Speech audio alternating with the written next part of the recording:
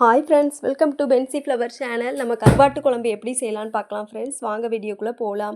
கடுகு, மிளகு, சீரகம், வத்தல், கருவேப்பிலை இவ்வளோ எடுத்து வச்சுக்கோங்க. நான் 5 பேருக்கு தேவையான மாதிரி நான் செய்கிறேன் ஃப்ரெண்ட்ஸ். நீங்கள் வந்து அதிகமாக இதோட குவான்டிட்டியை மட்டும் அதிகமாக்கிக்கோங்க ஃப்ரெண்ட்ஸ். சிம்மில் வச்சு இந்த மாதிரி வறுத்துக்கோங்க. ரொம்ப கரிஞ்சிடக்கூடாது. ஒரு 2 நிமிஷம் அளவுக்கு மட்டும் வறுத்துக்கோங்க. வத்தல் வந்து நல்ல மொறுமொறுப்பு கிறிஸ்பியாக அந்த மாதிரி இருக்கணும். அந்த மாதிரி மாறுத மாதிரி பார்த்துக்கோங்க ஃப்ரெண்ட்ஸ். நல்ல ஸ்மெல் வந்து ஒரு 5 நிமிஷம் வறுத்துக்கோங்க. சிம்லே வச்சு வறுத்துக்கோங்க ஃப்ரெண்ட்ஸ், கரிஞ்சிடக்கூடாது. கடுகு, மிளகு, சீரகம், வத்தல், கருவேப்பிலை இவ்வளவும் போட்டு நல்லா இந்த மாதிரி கிறிஸ்பியான மாதிரி வறுத்துக்கோங்க. புளி ஒரு எலுமிச்சப்பழ சைஸ் அளவுக்கு புளி நம்ம வறுத்து வச்சுருந்ததை ஃபஸ்ட்டு திரிச்சிக்கிடுதோம் ஃப்ரெண்ட்ஸ். திரிச்சதுக்கப்புறம் தேங்காயும் சின்ன வெங்காயம் போட்டு அரைச்சி இந்த மாதிரி பேஸ்ட்டாக எடுத்து வச்சுக்கோங்க.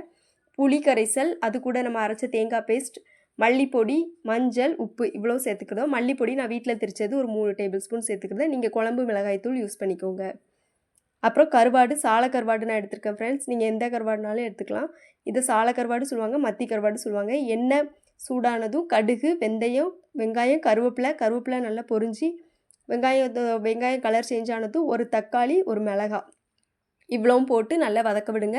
தக்காளி இந்த மாதிரி வதங்கி வந்த ஸ்டேஜில் கத்தரிக்காய் ஆட் பண்ணிக்கிறோம் ஃப்ரெண்ட்ஸ். கத்தரிக்காய் போட்டு நல்லா வதக்கி விடுங்க. அதுக்கப்புறம் கருவாடு நான் வந்து தீயில சுட்டு அந்த இதை மட்டும் எடுத்து நம்ம க்ளீன் பண்ணி வச்சுருக்கேன் ஃப்ரெண்ட்ஸ். நீங்கள் வெந்நீலனாலும் போட்டு க்ளீன் பண்ணிக்கலாம். அப்புறம் நம்ம கரைச்சி வச்ச குழம்பு கரைசலை உள்ளே சேர்த்துக்கிறோம்.